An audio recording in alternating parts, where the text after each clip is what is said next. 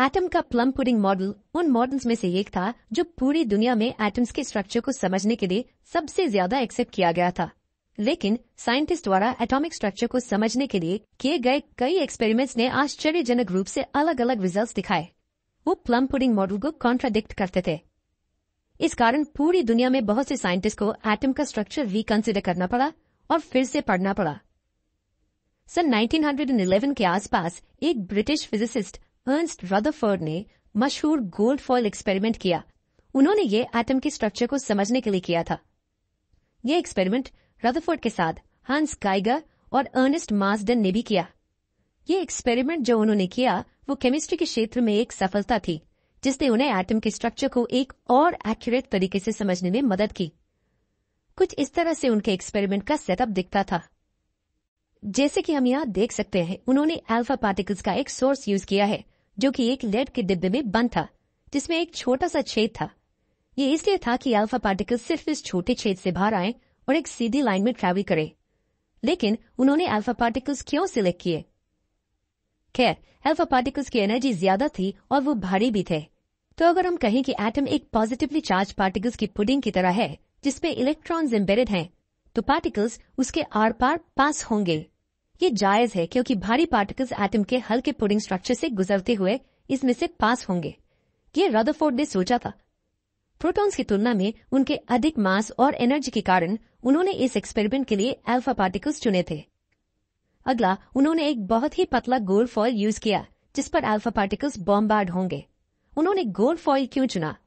खैर, एक बहुत ही पतले गोल्ड फॉइल में लगभग 1000 एटम्स होते हैं। एटम्स जितने कम होंगे, एक्सपेरिमेंट उतना ही आसान होगा।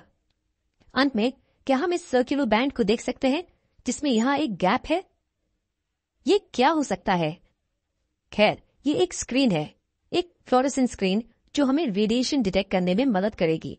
इसका मतलब स्क्रीन चमकेगी या फ्लोरोसेंट लाइट देगी जब भी अल्फा पार्टिकल्स इसे हिट करेंगे।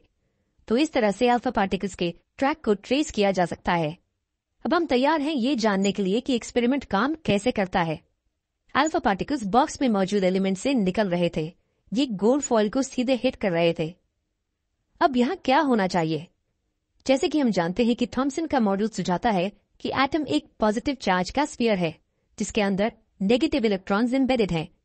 इसका मतलब कि अल्फा पार्टिकल्स सीधा एटम से पास होते हुए डिटेक्टर को हिट करेंगे। और ऐसा क्यों?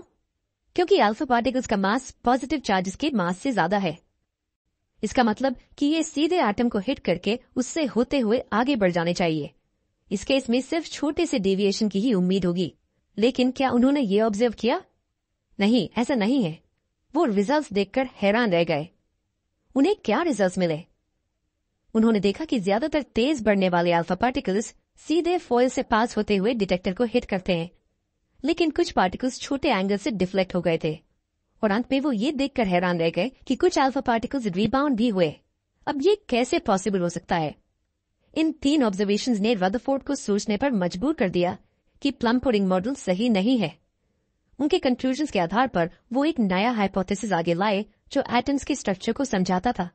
उनके कंक्लूजन्स क्या थे? चलिए, रदरफोर्ड द्वारा उनके कंक्लूजन्स और नए एटॉमिक मॉडल को अगले वीडियो में देखते हैं।